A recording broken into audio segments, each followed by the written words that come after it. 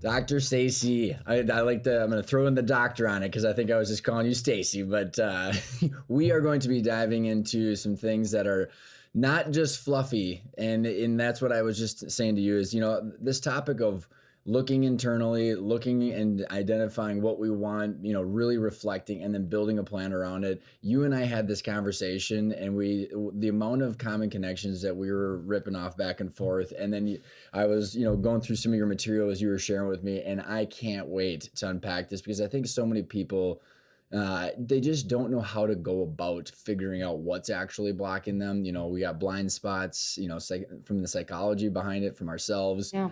And then, coming in and, all the technical things that we need to do all day long are very black and white sometimes, but we don't know what the ripple effect is on how it impacts what we want. So welcome to the show. Yeah. Thank you for being on. And why don't you, for the listeners, just give us a little bit of a background and then we'll jump right in. Thanks. It's nice. I'm so excited to have this conversation with you, Ryan, again, and getting deeper into the topics that you just raised. So I'm a clinical psychologist by trade. I knew kind of what my purpose was. I think when I was 8, I had a guitar. It was an FG75 guitar, and I loved playing it when my family was out of the house, and I could sing my own songs. And I would sing about peace and justice and equality and love, essentially. And my promise was to help improve the human condition, and finding my way to do that. And now, so many years later, I dare say, more than 20, 25 years later, I'm kind of proud of that. My theme is the same. I really want to improve the health of the nation. And I believe that improving the health of the nation is best done through privately held companies with owner operators. I'll just riff on that a little bit. 68% of the US population is employed by private enterprise. It's a jaw-dropping number. And this group that we help, Brian, and that we are also a part of. I'm a business owner of 2 companies as well, and I've been in corporate and done leadership at an executive level and on and on. And we're fragmented. We have a lot of regulatory issues that are slapped on us because some of the public companies make mistakes, and then the regulations get broadly dropped on all of us, and that's expensive, and just the cost of doing business, and we're fragmented, and so we don't have but we are the 6th largest economy in the world under the U.S. And then, like you said, 68% of the employees work at privately held companies. I mean, it's the backbone of America. It truly is. And we're fragmented, so we don't have a leader. We don't have a currency. We don't have a national anthem. We don't have a sovereign land, but we are a very huge part of the economy. So bringing us together and involving us in how to be great and win every day, and how have all aspects of our lives be high performing is the goal. So that's what brings me here. I love it. And so I want to lay some groundwork, Stacy, before we get into some of your frameworks that you've built, because I really enjoy how you've organized the complexity of some of the things that we're going to talk about into, easy to understand, which I'm a huge proponent of taking the complex and making it simple. But before we do, I want to spend some time just what is a clinical psychologist, your background, the difference between a coach, a life coach, a psychologist, all those words that kind of get intertwined. And then therefore, I think it doesn't do justice when someone says, well, I don't need help because, it's just fluffy stuff and I don't want to sing Kumbaya. I think the taboo of that is going away a little bit, especially as mental health has become a huge issue because of COVID, and it's always been an issue, but it's definitely more to the forefront. But specifically, let's kind of just set some groundwork with the terminology of where you come from and your lens that you bring to it, and how that might compare with a couple other philosophies or approaches. Well, it's so interesting. I think you're right. Right now, just in our culture, the experience of mental health and the continuum of mental health to mental illness and wellness. And, what's really important is that the notion of psychology seems to be still underrepresented in the conversation about human health. And we've gone kind of from a place where mental illness is a taboo, and all to a place where, embracing people with diverse experiences and providing communities that support people when they are overwhelmed or burnt out, especially during this pandemic. We've seen so many new kinds of experiences. But I think the notion of psychology it's fundamental to understanding human health. Psychology explains healthy development. Psychology explains ways that human beings have this how we form the self, and the self is developed in relation to others.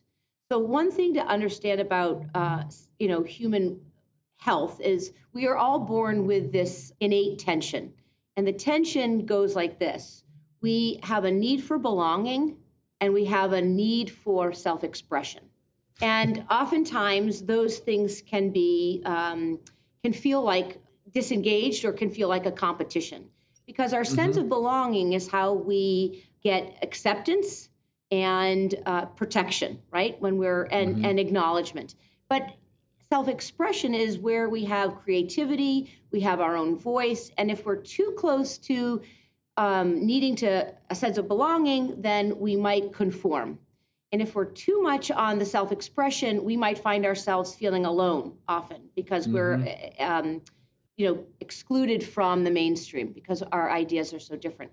So I think psychology helps explain the range of what happens for us, everything from attachment to biology to DNA to genetics to experiences to memories to intellect to preferences and traits. All of those things are happening to us at one time, and we don't have a very good way of understanding ourselves. So I think Mm-hmm. of the idea of performance coaching and mentorship and therapy all about learning about oneself.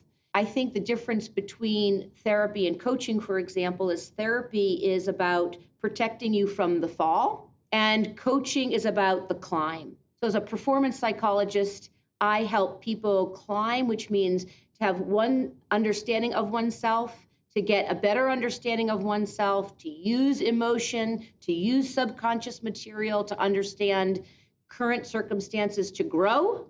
And that's how you win. And you win every day by paying attention to by being self-aware. I mean, super cool. Even just again, this is why I was so pumped about our conversation last time, is because you're putting these simple terms to very complicated topics, right? Like, I mean, the whole like self-expression versus belonging. How many entrepreneurs say, "I'm so sick of being alone," right? Because they self-express to create this company, and they have all these stakeholders that rely on them. But then you're like, "Wait, I need to belong." Hence, CEO peer groups or talking to people like yourself or Yeah, good other point. advisors. So huge point. But then also, when you told me last time that therapy is about the fall and coaching is about the climb, and I think people need to understand where they're at in that spectrum or that journey to say, do I need to stop the fall, or am I just trying to, pursue a goal of getting better? And it's a spectrum instead of like, binary, like you're either this or that. And because I think it's probably depending on the day and the circumstances too. So then you and I with that kind of framework, how do people start to figure out how to learn about themselves? And I'm going to drop one more comment before you go, is that you and I had talked about, I think about Bo Burlingham, Finish Big. I talk about the book a lot because, out of all these complicated topics we talk about on the show all the time, it's the most happy and, I'm going to call it successful, as in the term of they accomplished what they wanted with their business. They knew who they were, what they wanted from their business, and why. And that's the biggest struggle. That's why like 75 or 80% of the people are not happy long term, is because they don't know those things. You've worked through how to help people figure that out. Like, we don't have a framework to help people figure that out other than the show. So, explain how you engage with people and how are you helping them break down these barriers and these blind spots to help them figure that out? Uh, it's for sure it's a process, and it starts with conversation and curiosity, and sometimes it starts with kind of desperation. I mean, so when I think about top performers, there are three types of top performers. There's the top performer who is restless. They're hitting on all cylinders. They are at the top of their game, and they are very coachable, right? Because they know that to get better, they need to find nuances about themselves and about the environments and the variables around them to improve their performance. However, they are, while they're coachable, they're also sometimes reluctant to take advice because if it's not exactly the advice or they don't apply it well, then they can kind of take a step back. And nobody wants to fall from grace. Nobody wants to fall from, the top position. So Yeah, right. making change when you're at the top of your game can feel like a risk, even though you're desperate Hmm. for the insight. And also when you're Interesting. working with a top performer who is hitting on all cylinders, they one slight adjustment can have exponential gain, right? So that's thrilling work. Then there are top performers, right, who are stuck.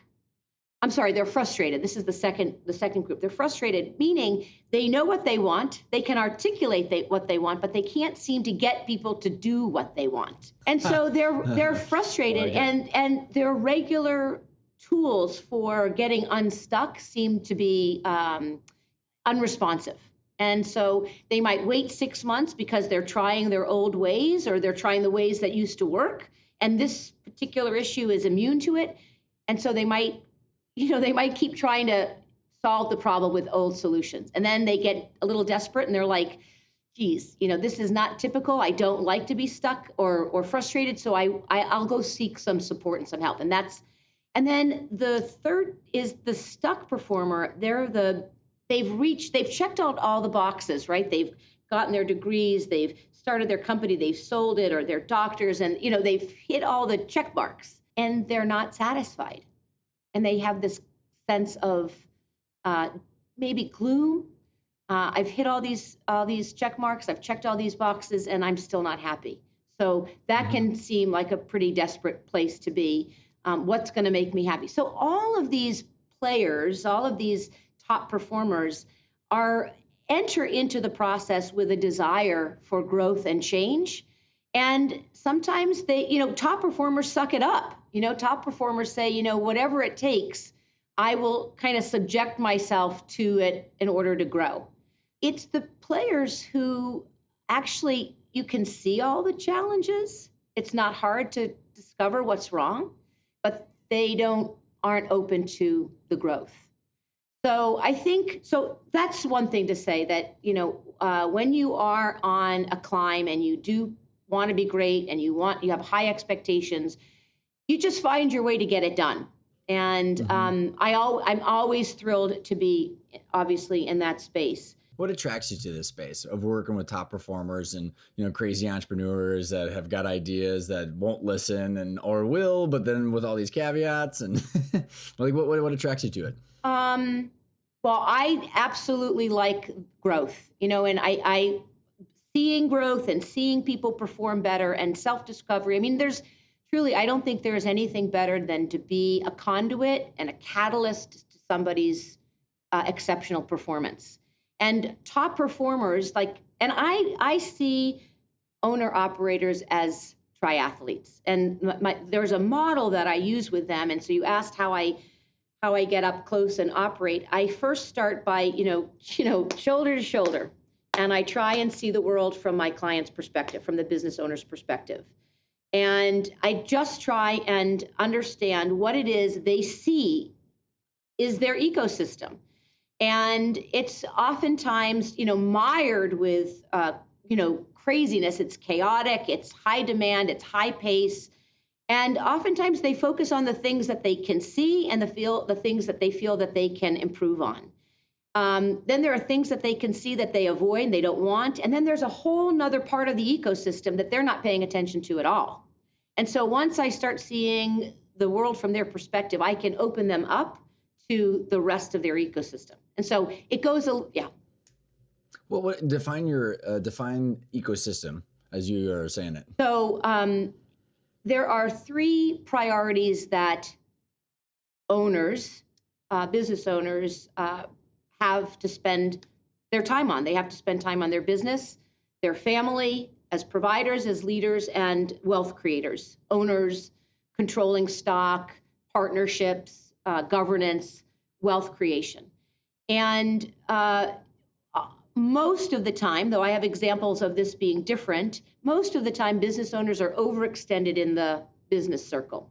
They're 110% over there, and they're overextended, and it can create burnout and ineffectiveness. When they look at their family, they kind of feel kind of helpless over there. Sometimes they walk into somebody else's full-time job. They have a spouse who's running a household, and they get in at whatever time they get in, and it's kind of somebody else's world. And so they can feel like they're a little bit outsiders in their own families, or sometimes just ineffective at getting their family members to listen to them.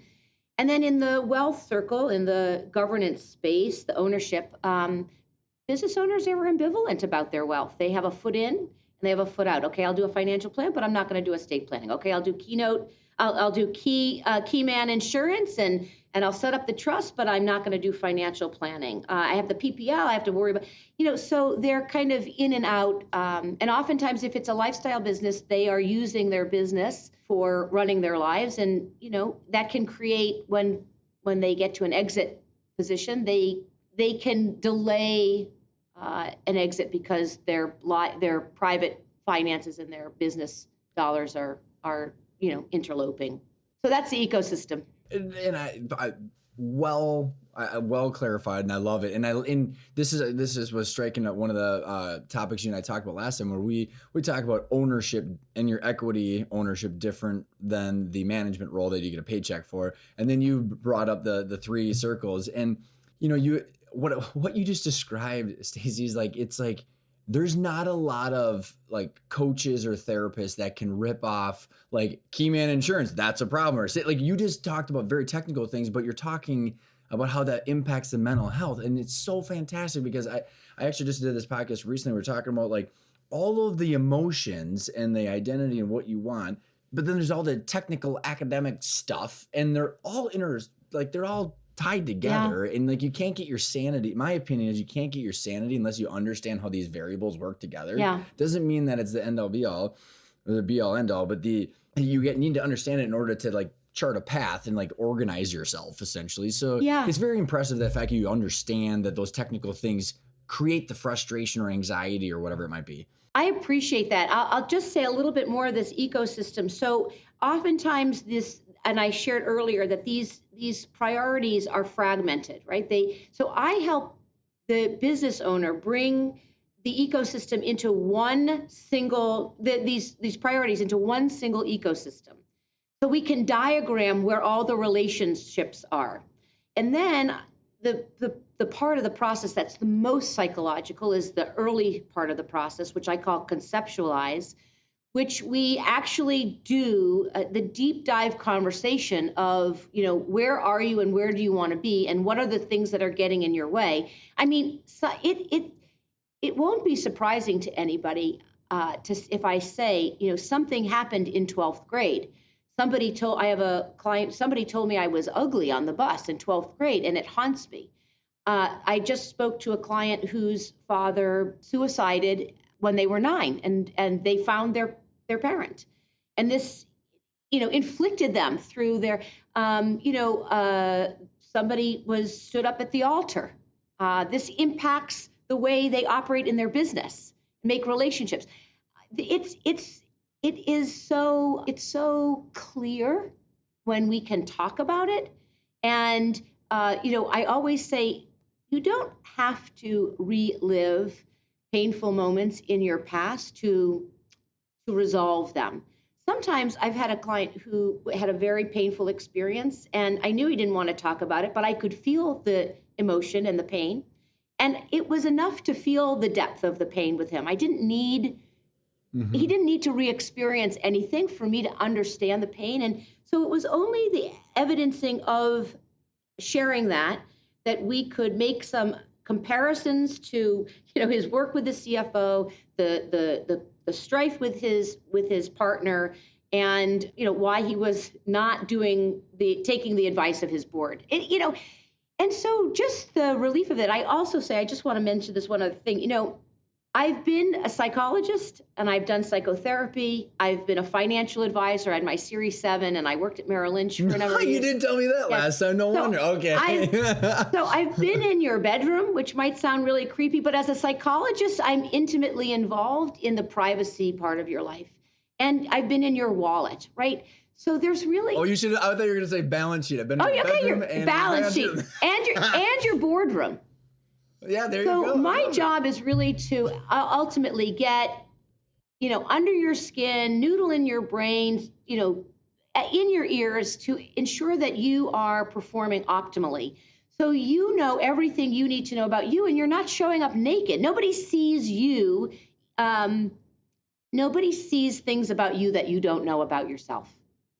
So it is such an empowering way. And also, by the way, self-awareness, it just another concept to be thinking about, Ryan, is, you have your brain, you have your mind, and you have awareness.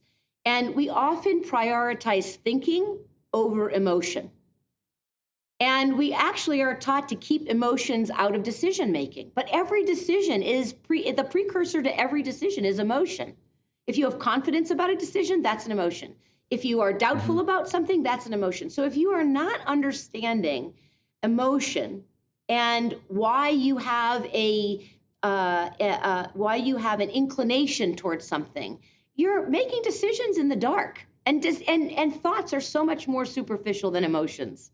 Emotions involve intuition and memory and attachment and intelligence. I love it. So I want to hear your thoughts in this context of the experiences that I have, and I don't know have the tools to articulate it as well as you do. But like, so last night at this company event I was telling you about, and there's like 50 people there, and and this happens a lot to me when I'm sitting there in front of a business owner, and they're telling me about their business, Stacy. And there's one last night didn't smile at all, and I can just feel the like I'm trying to prove to you that I'm worth something. And I'm just like, man, just smile, man. You know what I mean? Just like, and for me, and I can see or feel, because I've got some Yeah, similar experience with our family business where like, there's something so deep and rooted there that they're using their business. The emotions that are going on are jaded. I'm going to prove something or whatever it is. When it's like, why are you doing what you're doing? And I can't even like imagine how that manifests into leadership and culture and all the other stuff. But it's like, intellectually there's a lot of very accurate things being discussed, like you said, like the yeah, thinking is accurate, but there's so much there behind it. It's like, yeah, wow, the emotion, that I could feel it, yeah. like have an actual feeling to how they were describing very superficial things about the business. Yeah, it's the tell, right? It's the tension behind the words. It's just the tell. You can, and I appreciate that about you, Ryan, about the empathy, the empathing, the paying attention to the tone or just the facial Smile. expressions. Right, Right, right. yeah, Just the like tension is all over people's faces. Yeah, I mean, it's a super unfortunate consequence of a psychological method or psychological theory that describes, it's kind of old theory, it's not useful so much, is that the peak of self-awareness is autonomy, right? So we get a sense that to be great is to be able to do everything on our own, and to reach autonomy is, to see ourselves as separate and apart. And you know the truth is that we are more evolved the more we can relate and engage and evolve because of relationships with other people. So, I mean, I would tell you that there are four conditions to really good coaching or good therapy or anything that requires individuals to change and grow. And the first condition is that there is a relationship. There's a relationship. There are two people. There are people who are engaged in connection, right? Human spirit, human connectivity, relating to each other, being understood, being appreciated, being acknowledged, being seen, being accepted. That is a critical component to being open to growth, innovation, and self-discovery. So if we took self-discovery, if I were sitting with a business owner, I said, let's just take self-discovery off. You want innovation for your business. You want to be able to evolve your business in a way that helps you grow 10, 20% year over year, for example. So the first order of business for leaders is to connect, to feel connected to themselves and to their businesses and to their mission, their purpose. And oftentimes that's the one thing that people neglect is their understanding of themselves in relationship to others. The second thing is that there is a sense of safety, that what I say will be safe and I won't be judged, but also the person is capable to help me through something. So I have to be able to be safe and have confidence that you can help me through this. The third thing is that the relationship is authentic. So when you are revealing things about you, even though I'm in the service of you, I'm revealing things about me because we learn from each other, and I need to be vulnerable to you in order for you to feel comfortable being vulnerable to me. We have to have something on each other, which is why when I was in financial services, I would swear a lot because my male counterparts, the financial advisors, kind of said, well, you're HR, you're not supposed to swear, which I wasn't HR, but I'm going to tell on you. I said, okay, you can tell on me, but if I tell on you, you tell. So we had something on each other, right? I was being naughty, they were being naughty, and so we had naughty information about each other. And so that kept us confidential. And then the fourth part is that there's a feedback loop, that it's not a one and done. We have a conversation, you learn, you get an insight, and then you go test it out, and then you come back and you explore the consequences, positive or negative of that. And that's coaching. Well, and it's super interesting because so many business owners I can't even count that I've come across for myself is like, the fear of hiring, because I think that the fear of hiring a coach or someone like yourself or whatever program that they're looking at is they don't get me. So they might understand my mental state, but they don't understand the stress that comes with running a business and all the weight of employees and payroll and wealth and all that stuff. So not going to have any kind of connection there.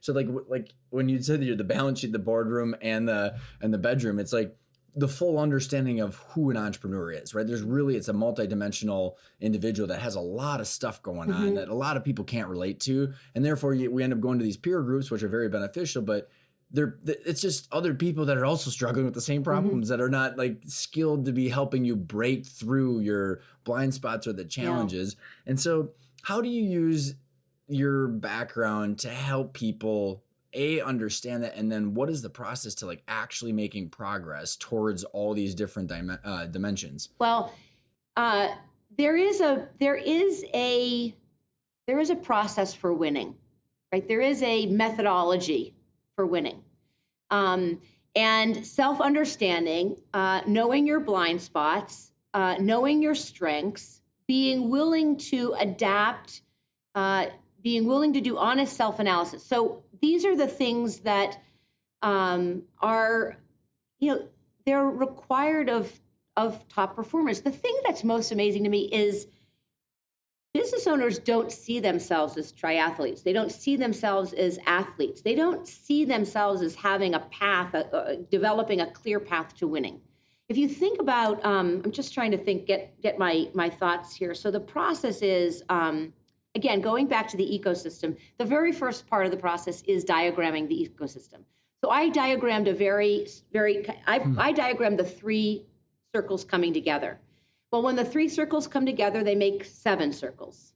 Those are 7 stakeholder groups. Every business owner has universal stakeholder groups, and they all have their own unique agendas. You can imagine that if you are a family member employed by the company, but not an owner of the company, you have a different agenda than a family member who's an owner, but not in the business, right? Okay, so those individuals and those groups have different agendas. If the business owner in the center is not aware of those stakeholder groups, then those stakeholder groups are invisible to them. They have agendas that are hidden to the business owner, and they can be competing. These agendas can be invisibly competing, and even if the business owner is doing everything right? This underlying dynamic can trip up a great game plan. Just because even though they're doing it right doesn't mean it doesn't exist, and that might not be a big, huge problem tomorrow. Well, yeah, and there's an emotional dynamic that is impacting the business that's invisible, right? So right, yeah. Then in addition to those 3 circles and the 7 stakeholder groups, each one of the circles has 3 imperatives, and they're universal. There's the governance and wealth distribution and legacy happens in the ownership. Say those 3 again. Governance, wealth distribution, wealth accumulation and wealth distribution, and And legacy, you And said. legacy, yeah, which is estate Super planning interesting. and Yep. yeah, and Yep. trusts and Well, and I think, it just clearing these up, there was this big, huge problem that my dad and I had at one point, Stacey, like when we were in the business and we had a lot of tension and conflict. And we ended up hiring it was actually an ex CEO of someone in our industry. And she said, you guys are wearing too many hats and not identifying the hat. So we had to actually, for like a year, we're like, son hat, friend hat, yeah, partner hat, and it was just like all these things, but just clarifying them right, helped us understand what are we bringing to the table and what are our agendas and how are we going to communicate. right. Well, yeah, and I'm thinking that maybe it would be helpful just to give an example, right? I had a client who showed up one day, and he had been referred by somebody in his Vistage group, and the challenge was that there was strife between he and his wife, which is really what brought him in. It was in the middle of the pandemic, and she said to him that there wasn't any clear retirement plan, and she was afraid that the business could be sunk, and then they have no assets. So that strife, right? I mean, they were a loving couple. They had this strife, and he felt it was the right thing for him to do to address that issue. So he came to me. There was also strife in the family. So that was kind of in the retirement wealth circle. She was concerned about that. But in the family circle, they had two children who were home, and they were having psychological issues, right? They had predisposition. One was depressed, the other was bulimic, and it was very, it was dangerous. It was scary, and it Yeah. felt out of Yeah, I control. understand. And then in the business, he had a long-standing tension with his COO because they had done strategic planning years ago. The owner did not take the advice of the strategic planner, but the COO wanted to. And he had just been disappointed all of that time, that last 5 years, because he couldn't get the business owner, my client, to do what he said he was supposed to do. So in all of these circles, my client came and he said, and so we drew this ecosystem. That was the first thing we do. We diagrammed the whole ecosystem. So you can see where all of your relationships reside, and you can begin to pay attention to what each one of them need, or at least know that you're not paying attention to some of them. And that space could be rogue, or it could be okay for now.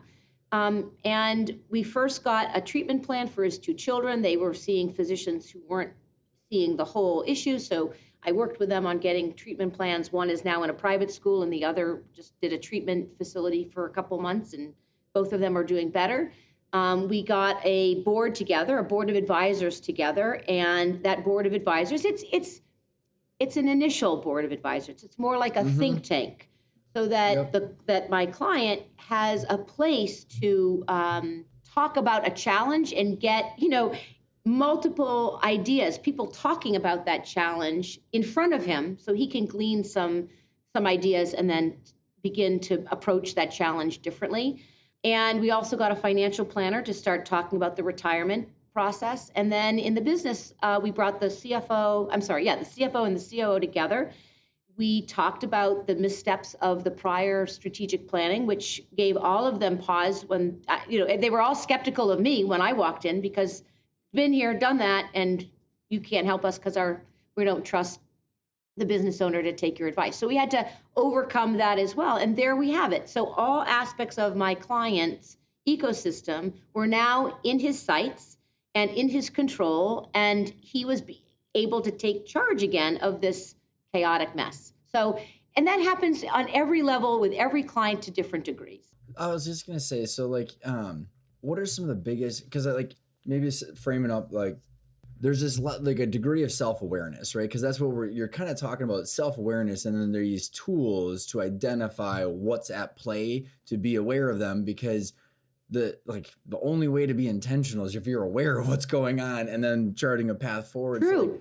So like, how do you take like, is there a process of going through like saying, okay, like we're going from not self-awareness to like, okay, now there's self-awareness and there's a plan and we're moving towards something, and knowing it's not going to be perfect, because that like you're probably your definition of that, like the top performer that's hitting on all cylinders, it's always going to be constant constantly evolving, because even the top performer, you can't stop, right? So at some point you're just on the journey and you're just blocking and tackling the things that you're aware of. Mhm. So is there a spectrum, or is there a process to like go from unaware to like where you're actually hitting on all cylinders, or? Yes. So I really, really want to answer the question. And sometimes I'm too deep into the material to be able to pull back Mm-hmm. enough to be higher level. And I apologize if I'm not hitting that, that note that needs to be hit right Mm-hmm. now. So here's what I really love about the work is the work of self-awareness in my work is not for the purpose of self-awareness alone. So it's a byproduct. It's the goal, but it's also a Mm-hmm. byproduct of taking business owners through this insight. What is your ecosystem and where are the problems and why are these problems? Inevitably, these are all people issues. They're all people. So So true. it is true. So solving the problem of people issues is the process of helping a business owner become more self-aware. They have to, Mm-hmm. when they solve problems for others, they have to evaluate and understand and dig into, what are the challenges that they are willing to address with those people or that issue and what that, so okay, so simply put, Ryan, why are you still struggling with that problem? And how long have you been struggling? And why? And what has it cost you? What's the cost of that problem? And why haven't you figured it out? Well, that could sound like it could put you on the defensive. And it might. I Mm-hmm. mean, sometimes I do. I mean, the process of coaching for me is very provocative. I don't want you to agree with me. If I, Yeah, you're not whatever personality type that loves harmony, right? It's like, no, let's dig in and poke it. Yeah, I'm a mud wrestler. Yeah, it's. So in order to overcome anxiety, you have to experience it. I mean, I can't. You could talk with me about your anxiety, Ryan, and I could talk with you about it. But when I see it, or when you call me, because I told you, when you get into that mind-numbing, spinning, ruminating, you have to Mm-hmm. call me because that's at the point in time where it is happening and it needs to be unraveled, right? Mm-hmm. Untangled. What are the elements of that? And let's experience the healing in the moment. And I refrain from the word healing because I don't think business owners like that term. But healing is health, and health is growth, and that's Mm-hmm. powerful. So sometimes awareness is the byproduct. Yeah, I think you answered it, because like I think your ecosystem is really it's unpacking that, like, what are the agendas of what everybody wants from me. And then like I think the one of the biggest struggles that I've had is like, if I make this decision, it's going to impact my ecosystem, Mm, all the people differently. And so if I go over here to ask for some advice, they're gonna yeah. taint their opinion in some direction. Like, so like, and again, lo and behold, everybody ends up in peer groups talking to other people that are lonely, because who are having their own ecosystems that they're not aware of, and giving advice. And so like, the more we understand this ecosystem, then we can say, okay, how are we going to address the decision that I have today for the business or for these different stakeholders? I'm going to do X, Y, or Z. What is the ripple effect of this, and how am I going to deal with it so I'm not blindsided and miserable? Yeah, I mean that's the crux of it. So right there, that was beautiful, and I'm revved up to say this. The first part of the process, it's a 4-phase process. When I work with clients, people like a process, even though it's different for every person because growth is unique for every person. So, but the process is the first part is conceptualize, and there are 6 parts of conceptualize that every business owner needs to work through before the work can really start. And then there are Mm-hmm. 6 or 12 of their own that I don't have charted, that are their own blind spots, but there are 6 universal. And one of them has to do with this phenomenon where I want to solve this problem. This is a challenge with my CFO. He's not talking to me. He's got a beef with me, Mm-hmm. and I just can't get him to open up to me anymore. And so there's this underlying conflict, and it's passive aggressive, let's just say, in quotes. I hate labeling, but that's what it feels Yep. like. And I can't get this person to resolve anything with me. So the business owner might say, I want to make this change so I can do this, then I'll do this, then I'll do this. Oh, but then this guy won't want to do that, so I can't do it. And he goes all the way back. It's like chutes and ladders, right? You go that game board, you go all the way back to the beginning. Because the third or fourth thing that you need to do to solve that problem is a roadblock, so you give up on it. So in the process, in my first phase of the process of coaching, performance coaching, is before we do anything, is to address that is one of the 6 problems to address is, okay, how many things. And that's mental blocks, right? Mental blockers. Well, it's actually, it is yes, they're all mental blockers, something, but that's a real problem. That person says, I'm not going to be able to get that division to change. If I got rid of the CFO, my whole finance department would be angry with me, or they wouldn't accept a new CFO, or whatever it is. If I make that change, the reaction is going to blow up, and I won't be able to solve the problem that way. Or I can't get rid of my. And then to use your chutes and ladders, then you hit the chute. Then you give up, and then you give up on that problem, and you don't. So in that case, we problem solve for every obstacle that you can imagine. So it's kind of like visualizing the process before you ski the slope. Like every athlete does, they visualize the performance before they do it, right? So that they can get a sense that they anticipate. It's all about preparation. So I would say that a big part of the process is preparation. If the better you prepare and understand where you're going to have pushback and how you're going to deflect from that pushback. And then you're going to be, then you're not going to be able to achieve the goals that you want because that thing stands in your way. You should be able to solve every single part of the problem along the path to that solution. So I guess that's what I would say is visualizing that. Yeah, and I want to keep you going on the 4 phases. But like one thing to just address what you're talking about on these, solving for these obstacles, identifying them, and however they manifest themselves. What I think is so interesting, Stacy, is that it manifests itself, these obstacles, in just a stomach ache. Let's just call it what it is. I remember that for like a year, we wanted to fire our GM back at our business. And it was like, yeah. Like I just want to like throw up when I think about the ripple effect of what that is. So like you said, we're going to ignore it. Right. And so like, but at some point, really what it is the stomach ache is anxiety and fear of the unknown, of how am I going to deal with this, right? And so like, I think it's just interesting because that's what makes people avoid it. I agree. Is that Brian, stomach ache? I agree. And it's something that you said that I liked is people, what did you say about avoiding it? Because they... It's the unknown. You said the fear of the unknown.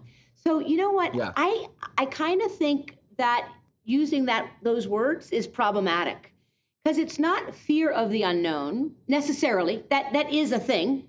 But sure, it's like actually fear of things that I think are going to happen. Yeah, but it's fear of not having the tools or the understanding of what it takes. So it's not the unknown. It's not having the understanding of what you need to do to accomplish that goal. It's a different unknown. It's not knowing. You don't have the experience. You haven't talked it through. You haven't found the resources. You anticipate the problems happening and not being able to solve for them. It's not so much the unknown, because it's the not knowing. It's the not knowing. Not knowing how. And it's not knowing how. And like what? Well, and it's like, let's actually take that back to your ecosystem. Okay, so yes, I don't know. We want to fire this GM or whoever key employee, whatever the problem is someone's dealing with, and then it's like, okay, so who am I going to turn to these problems? Well, if you're the problems with your partner, okay, well, you can't talk to your employees, you can't talk to your advisors, you can't so then you go to talk to your family, and your family has no context of the business, and so like you're literally just. Like you said, and now I'm getting an even better understanding of your use of the word fragmented, because I go over to my spouse to talk through this, and she's going, I don't know, I don't know what the financial ramifications of that are. I don't know and so then you're going, I'm still lost where I'm not getting the whole picture and then how to deal with this without someone tainting the view of what I should do. Yeah. Which makes me then more stressed. Right. So here's a funny thing. I maybe a little bit veering off, but I've heard from, so I am a clinical psychologist and I have practiced psychotherapy for a number of years. And then I transitioned into business and family business coaching and performance coaching. Anyway, so I really find I get humored. I used to get offended. I get humored when people in my, doing the work of coaching without a psychological degree and they tell me you're never supposed to give your client the answer. Clients are always supposed to figure it out on their own. I mean, that for me is like horseshit. Like, I don't understand that. That's kind of like frustrating the one thing you're trying to help get. So it's always a balance. But if I know the answer, or first of all, the answer only comes from my understanding what it is you want. So ultimately, my answer is the culmination of something that you've helped me understand that you want. So of course I'm going to give you the answer. So, but on the flip side, Ryan, I really don't like the concept of advisors saying, if I were you, this is what I would do. Tell me why you hate that. Because you're not me. And because you can only imagine. So, you can only imagine. It's so presumptuous.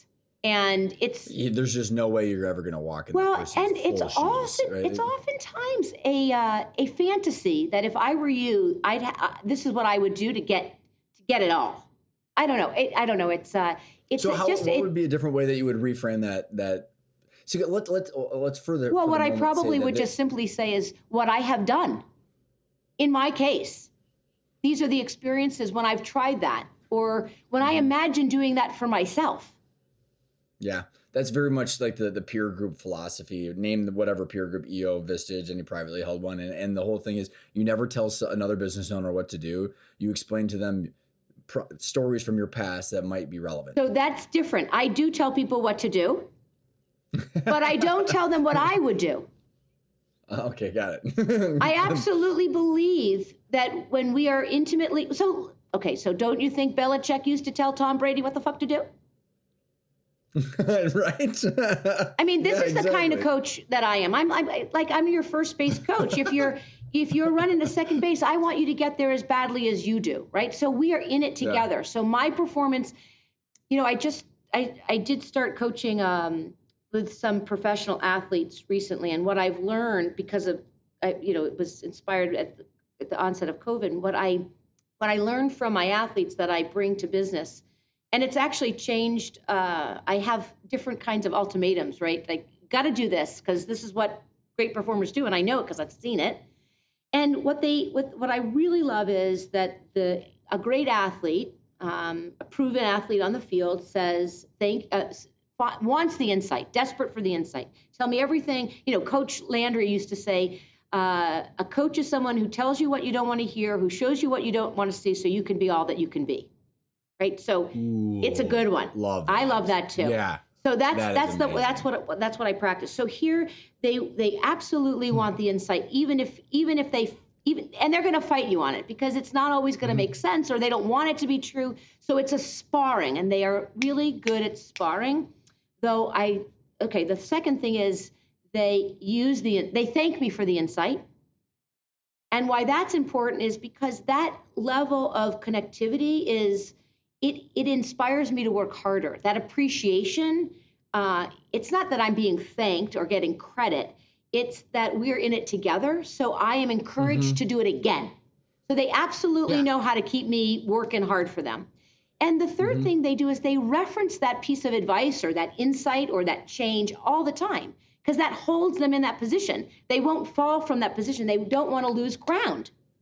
So they repeat that insight again and again and again. It keeps their ground, and then we get to another insight, and that's how you grow, insight by insight by insight by insight.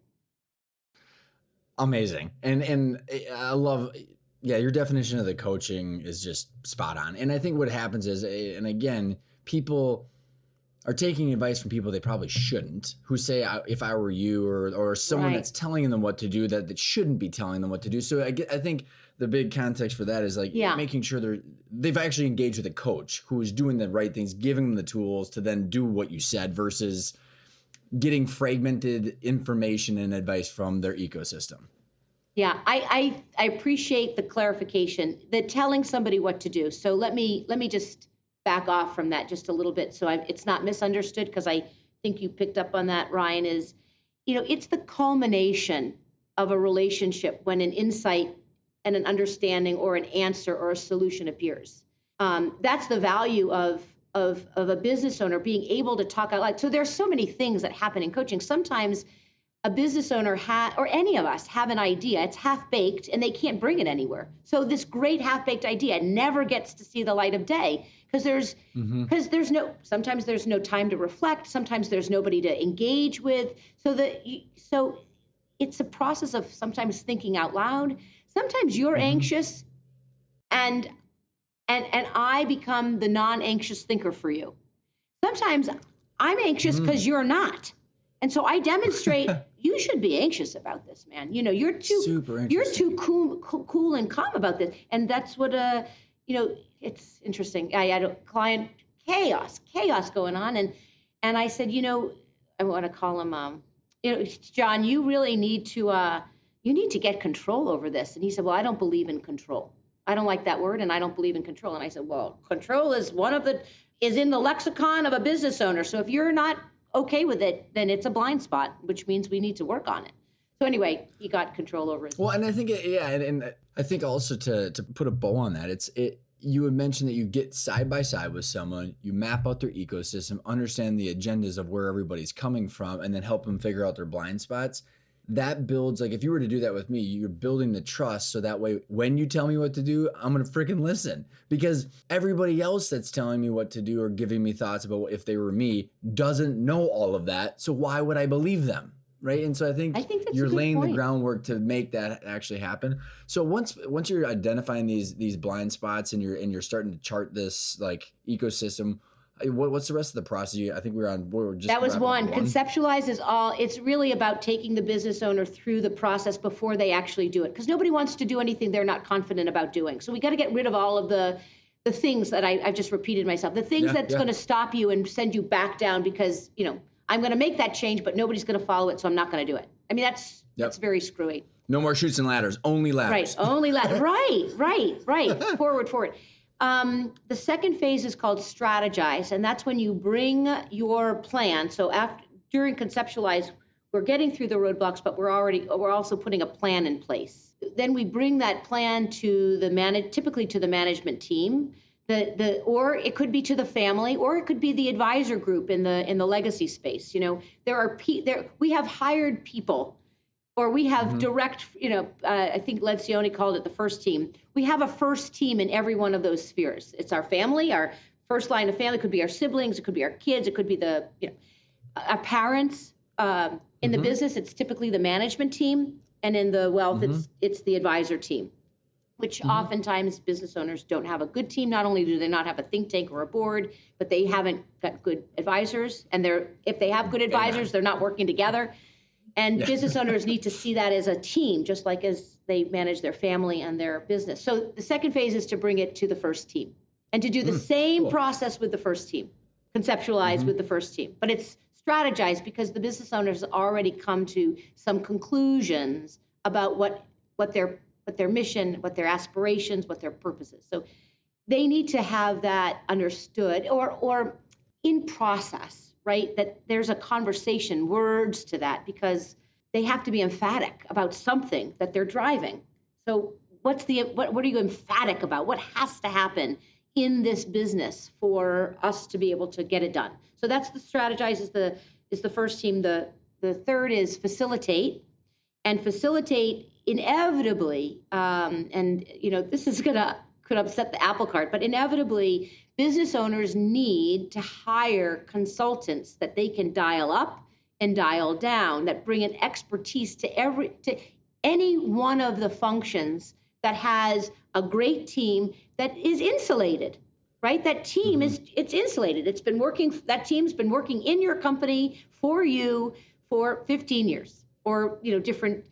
So an infusion of new thought plus expertise plus some muscle, right? So, and you can dial that person up and you can dial it down. And they also become a peer to you, so they can advise you. They can make changes in that department. And they always use that person as that's a training opportunity. So anytime you use a consultant, you should be getting three benefits. And again, it's the dial up, it's the dial down. And remember, consultants, which I am one, we so fiercely want to be useful, right? I so fiercely want, I mean, I have my own mission, but I also fiercely want to be useful to somebody. I mean, because as soon as you don't care about what I do, I'm irrelevant.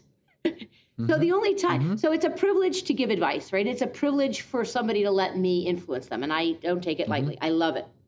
And then the fourth is execute. So basically, we've built the team. You have the right mindset. You're in the right mind space. So in addition to being in the right mind space, and I feel like I'm going on and on, but in addition is you can't only believe your thoughts, because actually thoughts can often be, the initial thought is a good one, but as you drive that thought, you're actually speculating. There's a lot of speculation in thought, but emotion, right? Emotion is physiological. It's intuitive. It is experience-based, and it's intel. So, yeah, you're from yourself and the people around you that are experiencing your emotions. Right. So you have the right. You are in the right mind space. Then we build your leadership team or the team. Then we bring in the specialty, the special ops, and then we execute. And it's to do that whole thing, which is, it's thrilling. And typically it's when somebody is absolutely, gets ready to do the work, right? It's about a year to a year and a half. Well, and it's so interesting to Stacy's that we spent, a good percentage of this time on the first one, which is awareness and laying the groundwork and identifying, conceptualizing, like you said, like, how do you tackle a problem if you don't know what it is? Like, it's amazing. And like, even our business, the business of Arcona, I mean, it started out just as an education company, but then no one knew how to execute it. So then we built out the fractional CFO services, and like the interesting part is I would never work with someone.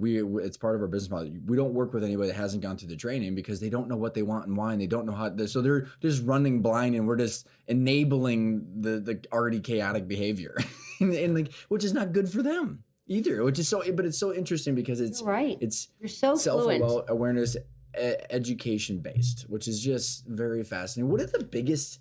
I really like your perspective, Ryan, and you're very fluid and fluent and very natural in the understanding of all of this. It's powerful to have a conversation with you.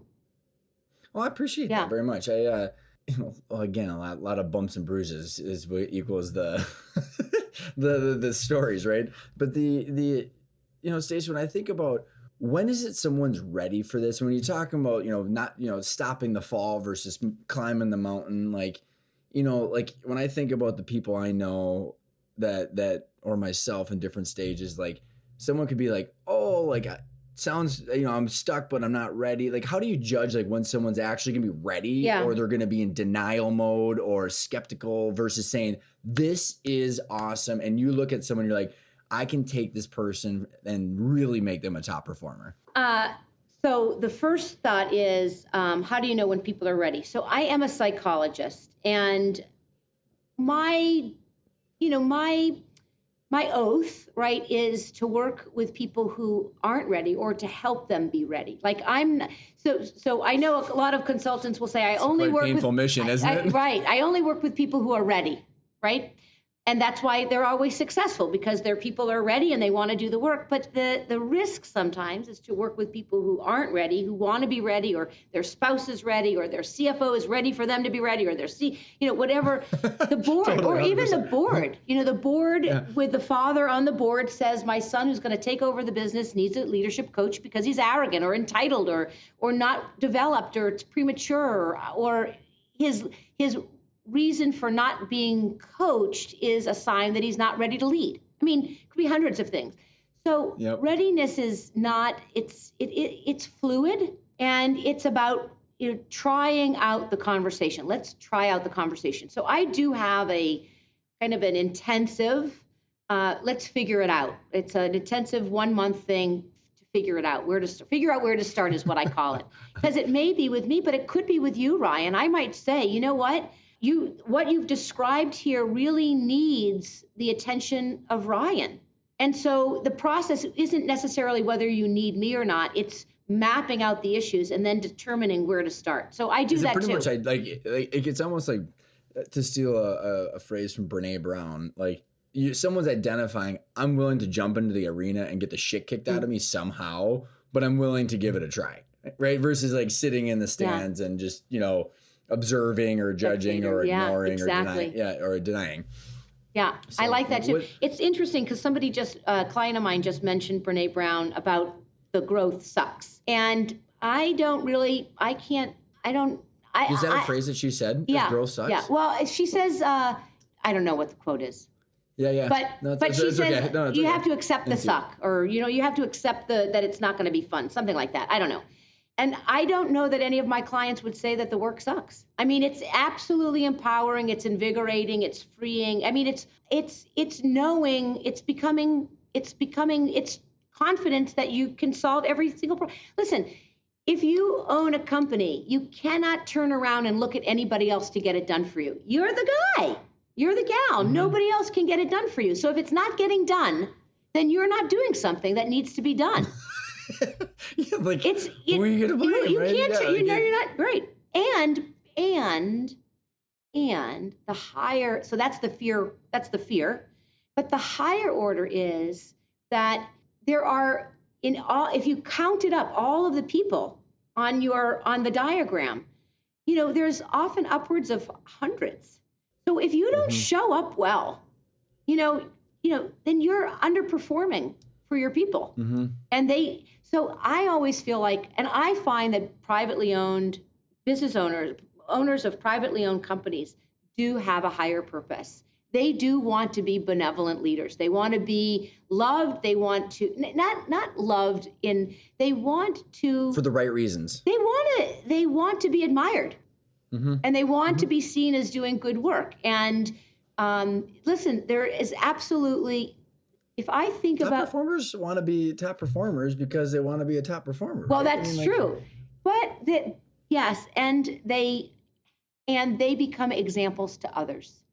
So regardless, a top performer has the opportunity to impact either by being an example or by actually building a company where people matter. Mm-hmm. And yeah, I love it. And I'm hesitating on whether I should bring this up or not. And so I'm going to use the right to, maybe my editors will take this out or not, or we can, but if we got like another 5-10 minutes, I want to describe to you how I wrap all this stuff together. Cause you talked about the growth, and this is what triggered it, is that growth can be painful and you got to, endure the suck. So like, there's two concepts. One main concept, I don't know if it's one or two, but that I've used that like literally has allowed me to enjoy the journey of this. Is there's this book I read called Conversations with God, Stacy, and another one called Why Do Bad Things Happen to Good People? And the Conversations to God, and a lot of other books from science-based or biology-based books that I've read, or economics books, but there's this whole concept of relativity. You literally cannot have something without relativity. You can't know who you are unless you understand the opposite. If you're only by yourself and you're tall, you don't know you're tall unless there's someone that's short. And like, what do we do with the worst human beings on the planet in prison? We put them into solitary confinement because we don't know who we are unless we're in comparison to someone else. So the reason I bring up the Conversations with God, he talks about relativity, and like, if our whole goal, if all of the world is based on love and fear, and that's like relativity, and our goal is to be as closer to like this love and enjoyment as possible, we have to have fear, the opposite, to understand love. And the whole goal of life is this journey of better understanding ourselves through experiences in others. And so, yes, you go through pains and ups and downs, but every situation is a way for you to say, I want to be more like that or less like that. Instead of going, well, this sucks and it's just part of the journey. It's like, no, it's this constant, it's like the process of learning that, and learning more about myself is what I enjoy, not the pain or the optimal law. It's like the process that's enjoyable. Yeah. And so like, I don't know if that makes sense, but it's like, it's one of those things Yeah. where like, so like my daughter asked me the other day, what's your favorite part of the morning or the evening? I'm like, the process. I don't know what to say. Like that's, and she just looks at me. I'm like, you're 5. Yeah. We'll deal with this later. Right. Does that make sense? Or I don't know if that fits into context of what you're talking about or. I love it. Eckhart Tolle has a video that I listen to, and he says this funny thing. He says, when you go to a movie, you don't expect the protagonist to have a perfect life. You expect the protagonist to have pain, because that's the value of the movie is that somebody has to overcome something or it's not interesting. So he says, why would we expect anything different for our own lives? So growth happens with tension. Tension isn't always painful. Tension is a disruption. So anyway, It's the yin and the yang. It's the relativity. It's what you're talking it's a about. continuum, right? Sometimes it's more difficult than other times, but so there are a couple of things that are very perverse lies that we believe. One perverse lie that we've been made to believe or that we've accepted is that that I said this already, that decisions can be made without emotion. And keep emotion out. That's what business says all the time. Keep emotion out. So that's. I grew up. I got to interrupt because I grew up in sales, and I got taught from like the age of 8 is people buy with emotion and justify with logic. So get their emotion bought in, and then you'll be able to sell. Yeah, I guess that's a good point to yeah, but and then you're thinking sales. It doesn't feel necessarily genuine or authentic. It doesn't feel good. But to your point, you're right. There are different parts. One perverse view of in business is that emotions don't matter to decision making, and we should keep emotions. And I would agree with that. I didn't mean to, to rebuttal. No, that's perfect. That's perfect. But there's another kind of lie about change, that people don't like change.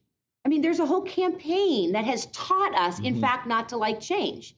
But the truth is that we are built for change. Like there isn't any part of my body that is not built or designed for change.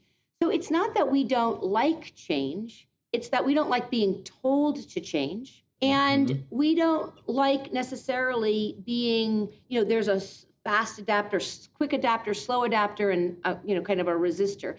Most of the time in business, when you're looking to make change, is you are misidentifying slow adopters or late adopters as resistors.